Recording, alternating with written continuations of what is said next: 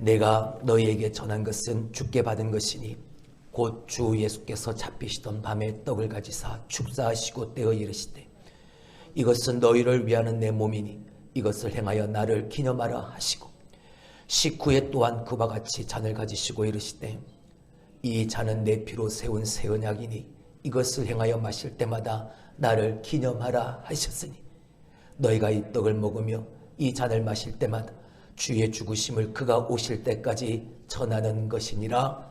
따라합시다. 교회의 회복과 성도의 변화. 뭡니까? 우리 교회 2023년 표죠. 그래서 2023년 무엇보다 그 회복과 변화를 이루어 가기 위해 다른 많은 것들이 있지만 가장 기본되어지는 하나님의 회복, 그것을 이루는 교회, 하나님의 변화, 우리의 삶이 되어지도록 믿음의 기본, 신앙의 기본부터 철저하게 다시 회복하자. 그래서 1월 달부터 지금 이 시간까지 우리는 우리가 믿고 우리가 고백하는 신조 그 12가지를 하나씩 살펴가 보고 있습니다. 특별히 10월 달 성례, 하나님 우리에게 은혜 베푸시는 방편, 말씀과 기도와 성례, 특별히 그 성례가 거듭남의 표가 되어지고 예수 그리스도와 하나됨의 표가 되어지는 세례와 성찬을 통해서 지난 2시간은 우리가 거듭난 자답게 세례를 받았으니까 내가 예수 믿고 구원받아 하나님의 백성 되어짐을 드러내는 표, 그 세례를 받아 내가 거듭났으니까 그 거듭난 자답게 예수 믿는 믿음으로 말미암아 내 삶의 틀에 완전한 변화를 이루어 가자. 할렐루야. 그 거듭남의 비밀을 가지고 살아가자. 그리고 오늘과 다음 시간 이제 성찬에 대해서 우리가 살펴볼 터인데, 여러분, 성찬의 중요한 의미는 예수 그리스도와 연합함, 하나됨의 의미. 할렐루야. 참된 교회의 표지가 뭐냐? 교회로서 온전히 보여야 되는 참된 모습이 뭐냐? 신학교에는 3가지를 가르칩니다. 첫 번째는 하나님의 말씀이 전파되어지느냐, 오직 하나님의 말씀만이 전파되어지는 교회냐, 그렇다면 참된 교회다.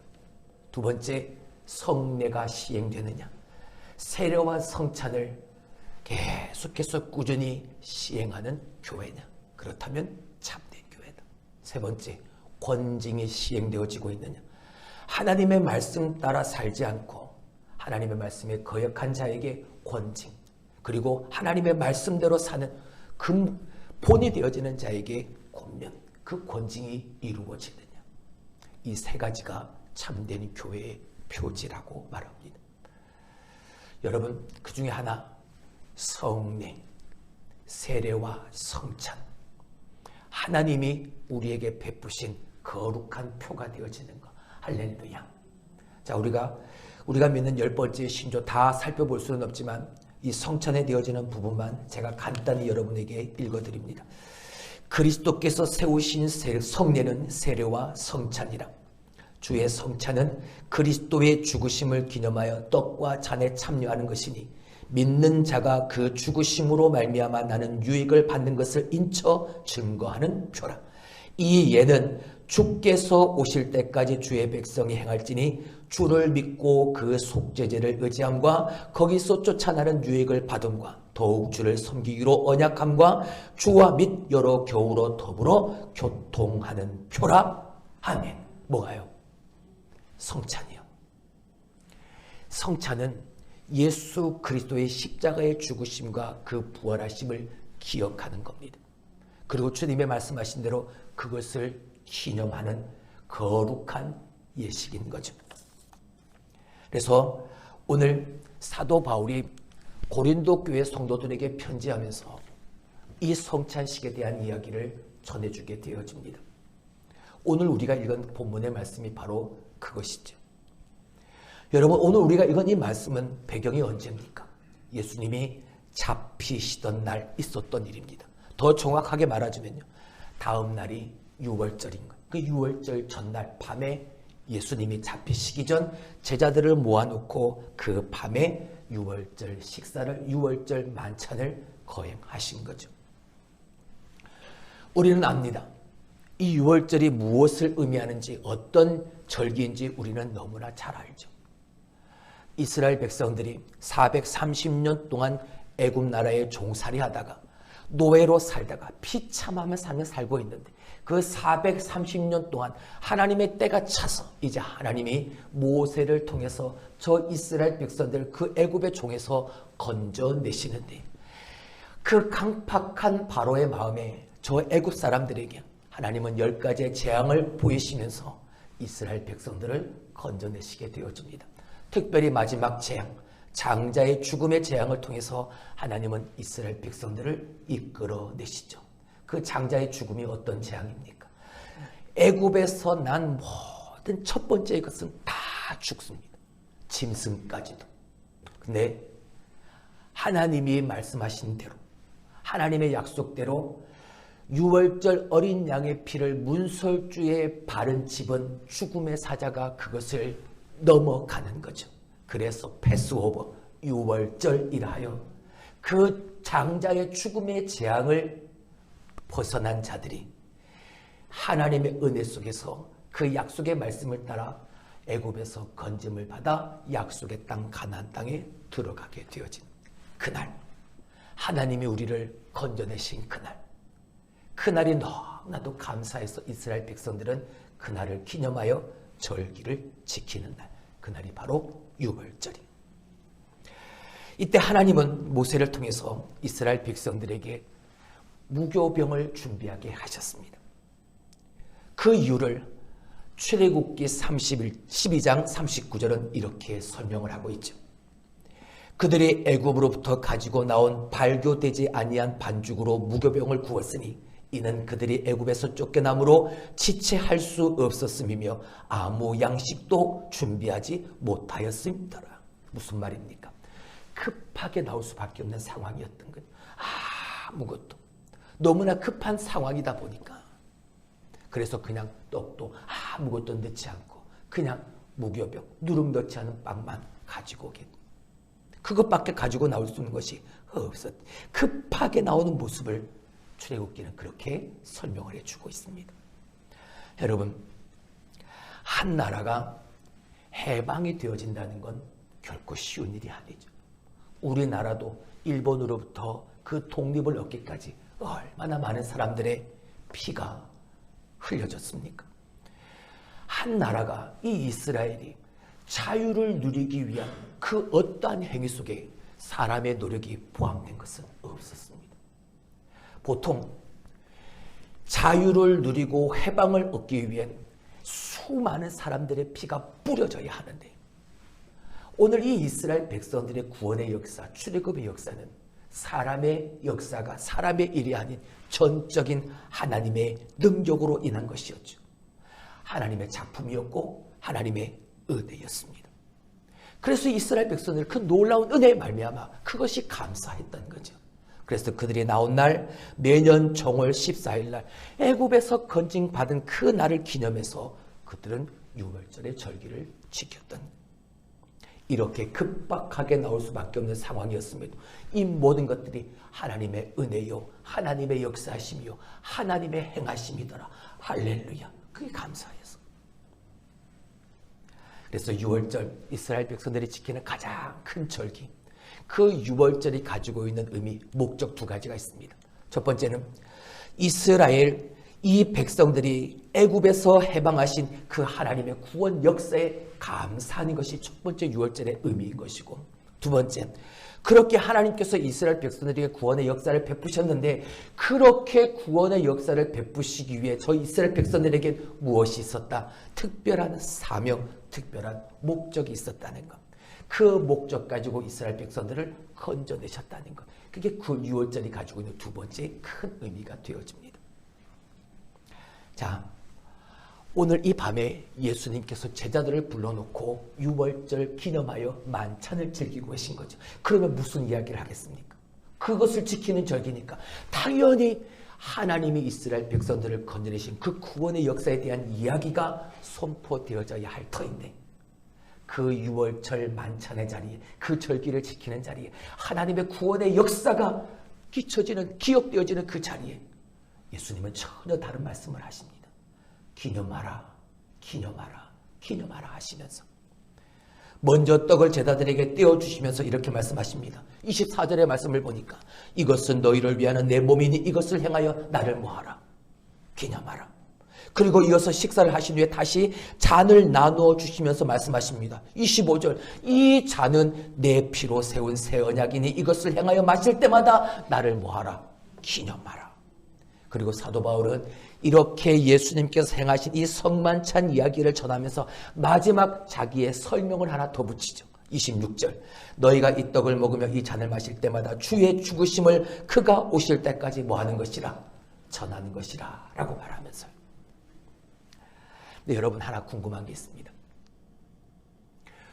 왜 예수님의 이 성찬식의 이야기가 복음서가 아니라 사도 바울이 쓴 이 서신서에, 고린도전서에 이 말씀이 기록되어져 있을까요?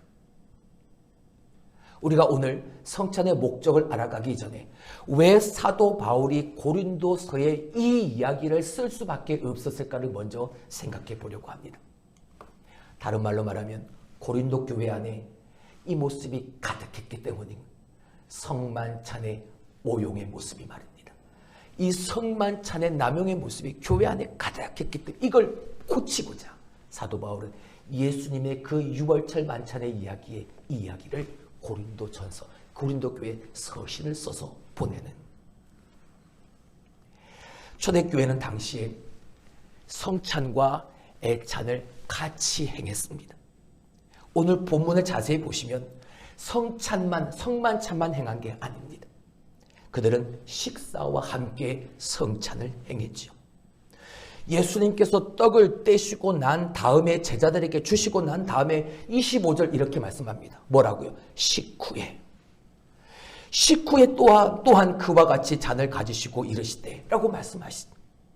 여러분 이 식후에라는 말을 보게 되어지면 예수님이 제자들과 떡을 떼신 것은 함께 식사를 나눴다는 이야기입니다.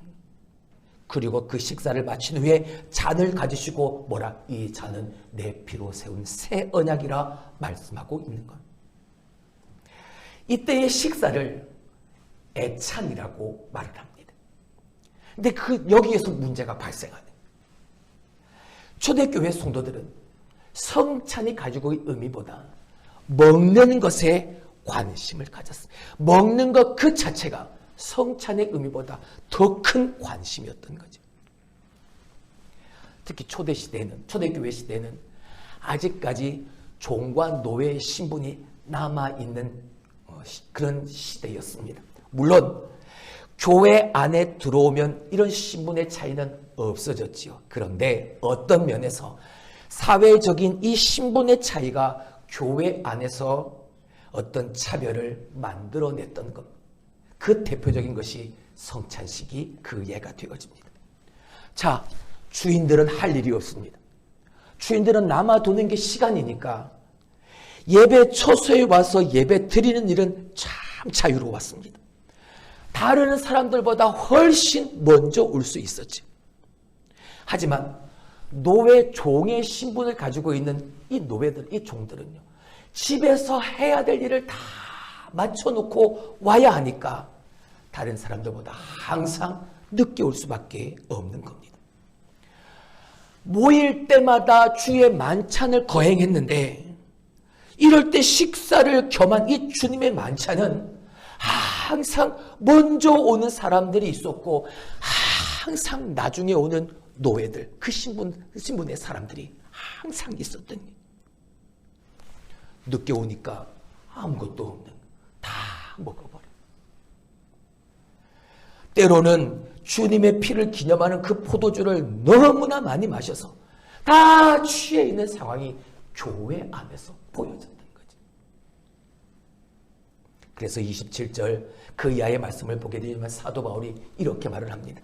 주의 떡과 잔을 합당하지 않게 먹고 마시는 자는 주의 몸과 피에 대해 뭐 하는 것이라? 죄를 짓는 것이라고 말했습니다. 여러분, 우리가 다음 주에 성찬식을 거행하게 되어질 텐데 그 성찬식에 참여할 땐 항상 먼저 자신을 살펴봐야 합니다. 그 후에야 이 떡을 먹고 이 잔을 마셔야 하는 거죠. 여러분, 분별하지 못하고 먹고 마시는 자는 예수 그리스도의 살과 몸에 뭐 하는 것이 되어지니까? 죄를 짓는 것이 되어집니다. 사도 바울은 여기에 더 심각한 말 한마디를 더합니다. 그러므로 너희 중에 약한 자와 병든 자가 많고 잠자는 자도 적지 아니하다라는 말을 덧붙이게 되어지죠. 여러분, 어느 공동체나 그 속엔 몸이 아픈 사람들이 있을 수 있습니다. 여러 가지 이유로 그럴 수 있죠. 연세가 드시다 보니까 점차 몸이 쇠약할 수도 있고 여러 가지 자연적인 환경이나 주변 여건들로 말미암아 몸이 아플 수도 있습니다. 그런데 이 고린도 교회 안에도 연약한, 몸이 약한 자들이 많이 있었습니다. 사도 바울은 그 이유를 그들이 주님의 만찬에 잘못된 자세로 참여했기 때문이라고 말을 하고 있는. 자, 오늘 이 말씀은 당시의 그 상황으로만 볼 때 사도 바울의 고린도 교회를 향한 해석이었던 거죠. 근데 오늘 우리는 이 말씀이 우리에게도 해당되어진다는 건 결코 부정할 수 없을 겁니다. 사랑하는 성도 여러분, 성찬은 우리에게 넘는 무한한 유익을 주는 예식이 바로 성찬의 예식입니다. 우리에게 주님의 은혜를 깨닫게 하고 우리로 하여금 그분의 은혜를 더 잘 알도록 인도해 가는 예식이 바로 성찬의 예식입니다. 그래서 그 안에서 십자가의 은혜와 사랑을 깨닫고 그 십자가의 능력을 깨닫고 그분 안에서 하나님의 무한한 그 은총의 삶을, 그 은혜의 삶을 누리게 하는 것이 이 성찬의 예식 속에 다 포함이 되어져요. 그런데 우리가 그 예식을 저 고린도 교회 성도들처럼 오용하거나 남용하게 되어진다면 여러분, 우리가 어떻게 되어지겠습니까? 저들과 똑같이 되어질 수밖에 없는 것 아니겠습니까? 그래서 오늘 이 시간 다시 한번 우리가 회복해야 될 그 성찬의 의미와 목적을 다시 한번 새겨보고자 하는, 오늘 우리는 어떻게 성찬식에 참여해야 되는가, 오늘 말씀을 중심으로 해서 그 성찬식이 가지고 있는 본래의 목적 3가지 우리가 살펴보려고 하는. 첫 번째, 성찬의 목적, 첫 번째 따라합니다. 죄 용서에 은총을 누려라. 성찬식을 통해서 우리에게 주는 첫 번째 목적은 이 성찬식을 통해 뭘 누려라? 죄 용서의 은혜와 은총을 누려라 하는. 24절의 말씀을 봅니다. 축사하시고 떼어 이르시되 이것은 너희를 위하는 내 몸이니 이것을 행하여 나를 기념하라 하시고, 할렐루야, 이것은 너희를 위하여 내 몸이니. 다시 말하면 떡을 뗀다는 건 예수님이 우리를 위하여 당신의 몸을 십자가에 내어놓으셨다는 걸, 그걸 의미한 그 예수 그리스도의 그 십자가의 그 몸을, 그 육체를 우리가 기억해야 한다는 걸 말하는. 여러분, 성찬은 예수님의 십자가를 의미하는 예식인, 즉 예수님은 잡히시기 바로 전 제자들과 이 주의 만찬을 나누시면서 무엇하신, 당신의 죽음을 먼저 예고하신 거죠. 그러니까 이 죽음이 바로 그들을 위한 것이고 나아가 오늘 우리들을 위한 것이라고. 예수님께서 죽으실 수밖에 없는 그 분명한 이유가 우리들을 위함이라는, 그걸 설명하고 계신 거였습니다. 그러므로 우리는 주님의 만찬에 그 참석할 때마다 우리의 죄를 돌아보지 않을 수 없는 겁니다. 주님의 만찬은 우리를 위해 당신의 살을 찢기시고 피 흘리신 주님의 그 십자가를 기억하게 하고, 또한 그 십자가 사건의 원인이 된 바로 나의 죄를 들여다보게 만드는 거예요. 자, 그래서 그 죄를 들여다보고 우리를 이끌어 가는 겁니다. 어디로요? 회개로 이끌어 가는 거죠. 예수님의 떡과 예수님의 잔을 나누면서 예수님께서 나를 위해 십자가에서 죽음을 당하신 그 분명한 이유가 나를 살리기 위함인데, 오늘 그럼에도 불구하고 내 안에 여전히 남아있는 이 죄를 들여다보니까 하나님 앞에 그 성찬의 예식을 놓고 하나님 앞에 용서를 구할 수밖에 없는 것 아니겠습니까? 우리를 회개로 인도해 가는 겁니다. 요한일서 1장 9절, 만일 우리가 우리 죄를 자백하면 그는 미쁘시고 의로우사 우리 죄를 사하시며 우리를 모든 불의에서 깨끗하게 하실 것이요, 할렐루야. 회개하면 하나님 앞에 나아가면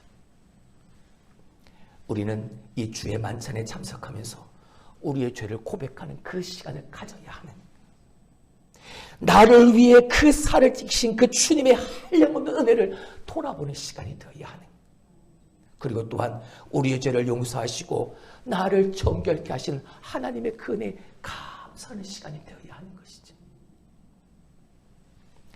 우리에게 그것이 한 기쁨을 가져다 주는 겁니다. 죄의 고백과 더불어 우리에게 주어지는 그 용서의 기쁨이 채워지는, 그리고 그 기쁨은 우리로 하여금 새로운 삶을 살아갈 각오를 하게 만들고 결단하게 하고 죄로부터 자유해진 우리 자신으로 하나님 앞에 담대함과 확신을 가지고 나아가게 만드는 그 예식이 바로 성찬입니다. 사랑하는 성도 여러분, 성찬의 예식을 통해서 이 은혜를 누리길 주님의 이름으로 축원합니다. 우리가 세례를 받았든지 아니면 세례를 아직 받지 않아서 이 예식에 정식으로 참여하지 못한다 할지라도 이 예식이 주는 분명한 의미, 그 목적, 죄 용서의 은혜와 은총을 누리게 하시는 예수님의 이 성찬의 예식을, 그 목적을 다시 한번 기억하고 성찬의 예식에 참여하게 되어진 여러분이 되길 주님의 이름으로 축원합니다. 그 예식 속에 나의 죄를 용서하신 하나님의 은혜가 얼마나 감사한지를, 그 감사가 채워지는 귀한 은혜의 시간이 되어질 테니까. 두 번째, 이 성찬의 목적은 따라합니다. 주님과 새 언약을 맺는 것이다. 여러분, 그냥 떡을 떼고 포도주를 마시는 시간이 아닌 이 성찬의 예식은 예수님이 세우신 그 새 언약과 내가 다시 한번 그 새 언약을 맺게 되어지는 복된 은혜의 시간입니다. 25절의 말씀을 보죠. 식후에 또한 그와 같이 잔을 가지시고 이르시되 이 잔은 내 피로 세운 뭐니 새 언약이니 이것을 행하여 마실 때마다 나를 기념하라 하셨으니. 할렐루야. 이 잔은 뭐다?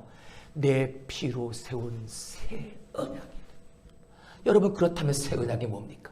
예수님의 당신이 십자가에서 피를 흘리심으로 말미암아 세워놓으신 새 언약이 무엇입니까? 그 새 언약에 대해 가장 자세하게 설명해 놓은 것이 예레미야 31장입니다. 예레미야 31장 31절로 33절 제가 읽어드립니다. 여호와의 말씀이니라. 보라, 날이 이르리니 내가 이스라엘의 집과 유다 집에 새 언약을 맺으리라. 이 언약은 내가 그들의 조상들의 손을 잡고 애굽 땅에서 인도하여 내던 날에 맺은 것과 같지 아니할 것은 내가 그들의 남편이 되었어도 그들이 내 언약을 깨뜨렸음이라. 여호와의 말씀이니라. 그러나 그날 후에 내가 이스라엘 집과 맺을 언약은 이러하니 곧 내가 나의 법을 그들의 속에 두고 그들의 마음에 기록하여 나는 그들의 하나님이 되고 그들은 내 백성이 될 것이라. 여호와의 말씀이니라. 아멘. 하나님이 세우신 옛 언약, 그 첫 번째 언약은 하나님이 십계명을 두 돌비에 새겨주셨습니다. 친히. 근데 그 십계명에 새긴 첫 번째 언약은 깨어져 버렸죠. 오늘 이 예레미야가 말하고 있는 대로 하나님이 그들의 남편이 되어주심에도 불구하고 하나님의 말씀, 하나님의 뜻대로 불순종하며 살았던 하나님만을 섬기지 못하고 우상 숭배하는 저들의 삶에 깨뜨린 바 되어졌다고요. 이제 이스라엘 백성들과 다시 맺을 그 새 언약은 그 첫 번째 언약처럼 돌비에 새기는 것이 아니라 내 속에 두고 내 마음에 새겨두었다는, 할렐루야, 영원히 없어지게 하는 하나님의 그 새 언약을 예수 그리스도께서 십자가의 그 피를 흘리심으로 그 새 언약을 새겨주신 것이라고, 그 새 언약을 맺게 되어지는 것이라고. 여러분, 옛 언약은 십계명의 돌비에 써서 기록한 말씀이었지만 이 새 언약은 어디에요? 내 속에요. 내 마음에 기록한 것이라는 거죠.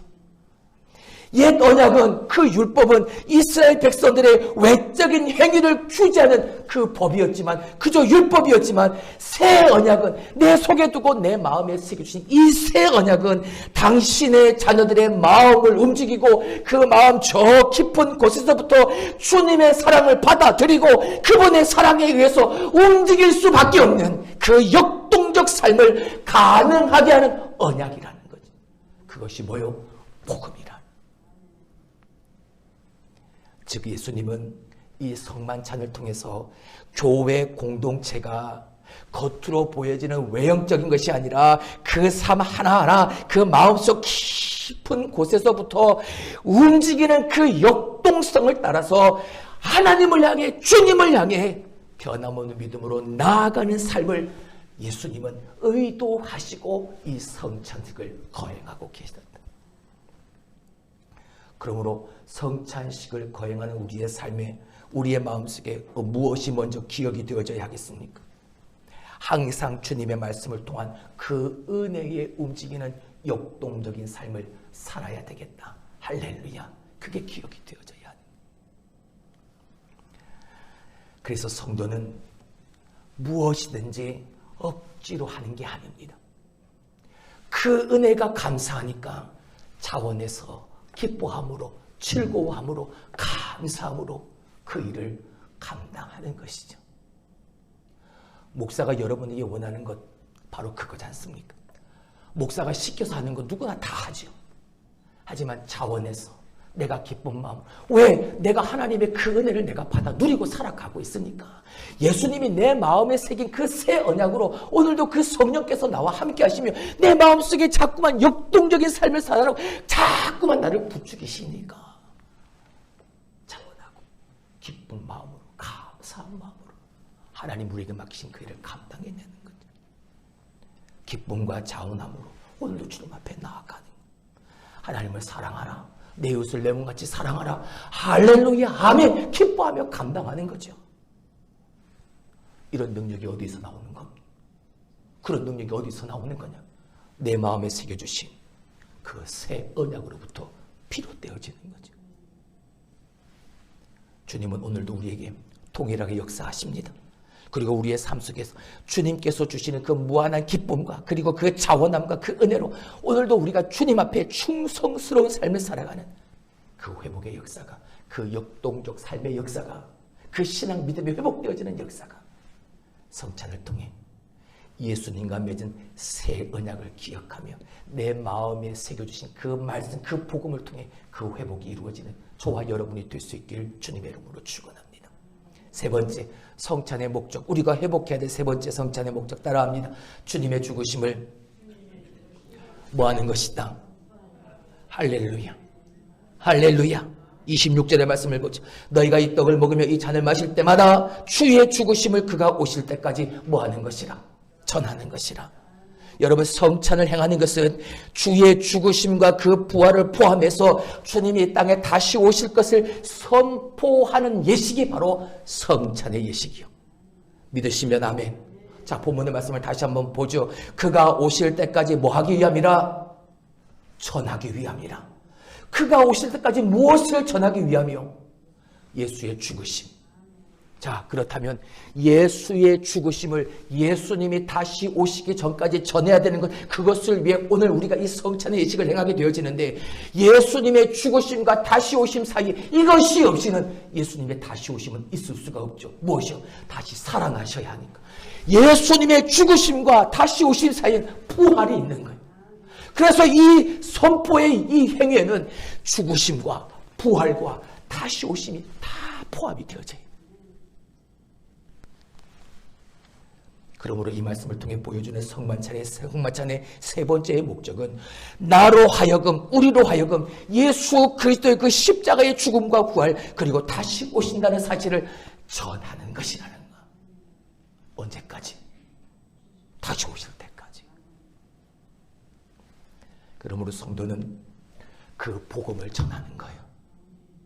복음 전하는 삶을 살으라는 거예요. 무엇을 통해서요? 이 성찬의 예식을 통해서요. 그저 예수님의 단순한 그 죽음만을 전하는 게 아니라 예수님이 죽으실 수밖에 없었던 예수님의 죽음의 목적을 선포하라는 거예요. 예수님의 죽음의 목적이 뭡니까? 예수님이 왜 죽으셔야만 했습니까? 우리를 살리시기 위해서. 우리를 죄 가운데서 살리시는 것이 예수 그리스도의 죽음의 목적이었던 거죠. 그래서 그분과의 새 언약을 맺고 새로운 삶의 동기로 살아가는 성도의 삶을 그 모습을 통해 증거하고, 그분은 또한 부활하셨고 결국은 다시 오실 것이다, 이것을 전하는 삶을 살으라고요. 무엇을 통해서? 이 성찬의 예식을 통해서요. 그러니까 우리는 성찬의 예식에 참여할 때마다 예수님의 죽으신 그 목적을 먼저 살펴야 하는, 그리고 우리의 믿음의 삶에 내가 왜 믿음을 가지고 살아야 되는가, 무엇 때문에 살아야 되는가, 이 믿음의 동기가 다시 한번 온전하게 세워질 수 있어야 하는, 또한 다시 오실 주님을 내가 온전히 맞이할 수 있는가, 준비가 되어져 있는가, 이걸 살펴보고 성찬의 예식에 참여하는. 여러분, 예수님의 죽으심과 부활과 다시 오심을 선포하는 건, 아니 선포할 수 있다는 건 우리의 특권이에요. 다른 어느 누구도 할 수 없는, 예수 믿고 구원받아 그 표로 세례받아 거듭난 자의 삶을 살아가는 우리의 특권이라는 거예요. 우리가 누리는 은혜가 얼마나 특별하고 얼마나 놀라운 그 은혜 위에 내가 서 있는지를 전하는, 그러니까 감사하는. 이제 우리는 다음 주일 성만찬에 참여할 것입니다. 여러분, 이 성만찬은 우리에게 주님의 십자가의 그 죽음의 의미를 한층 더 깊이 이해하고, 그리고 그 안에서 우리를 돕는 은혜가 되길, 그 은혜가 되는 시간이 되길 주님의 이름으로 축원합니다. 그런데 저 초대교회 성도들처럼, 고린도 교회 성도들처럼 우리도 성찬식을 오용하거나 남용하면 의미 없이 받아들이는 우리가 되어지지 아니하고, 오늘 말씀을 따라 그 성찬식의 오남용을 피하는 유일한 방법인 성찬식의 목적, 성찬의 목적을 분명히 기억함으로 하나님 앞에 은혜가 되어지고 우리의 삶에 그 은혜가 가득가득 넘치게 되어지는 형식적 행사가 아니라 정말 내 마음에 새겨진 하나님의 주님의 새 언약을 다시 한번 주님의 그 관계를 회복하는 귀하고 복된 은혜의 시간이 되도록 만들어갈 수 있게 주님의 이름으로 축원합니다. 말씀을 맺습니다. 여러분, 다소 무게 없이 성찬식을 다루고 참여하는 경향이 보입니다. 어쩌면 적당한 흥미거리를 여기고 참여하는 경우도 있을지 모르겠습니다. 성찬식은 당신의 몸과 당신의 피를 흘리심으로, 즉 예수님의 모든 것을 다 내어주심을 우리에게 보여주시는 예식인 겁니다. 그분에게는 모든 것을 다 주었다, 그 상징이 되어지는 것이 성찬의 예식입니다. 그러므로 우리도 그런 마음을 가지고 성찬의 예식에 참여해야 하는 겁니다. 경건함으로 참여해야 하고, 자신의 죄를 돌아보고 죄 용서의 은혜, 그리고 그 죄 용서로 인한 기쁨을 나누면서 그 자리에 참여할 수 있어야 합니다. 또한 주님과의 새 언약을, 그 맺음을 기억하고 그 자리에 참여하는, 하나님의 복음이, 주님의 복음이, 그 새 언약이 어디에? 내 속에, 내 마음에 기록되어지, 그리고 그 새 언약을 맺어가는 그 주님의 그 십자가의 죽으심과 부활, 그리고 그 다시 오심을 선포하는 자리까지 성찬을 통해 그 의미와 목적을 분명히 깨닫고, 그저 먹고 마시는 그 의미로 전락하지 말고 그 분명한 의미와 그 깨달음을 가지고 깊은 은혜와 하나님의 그 은혜에 대한 감사가 가득가득, 그리고 우리가 그렇게 회복되어지는 삶을 살아가는 복된 시간이 될 수 있길 주님의 이름으로 축원합니다.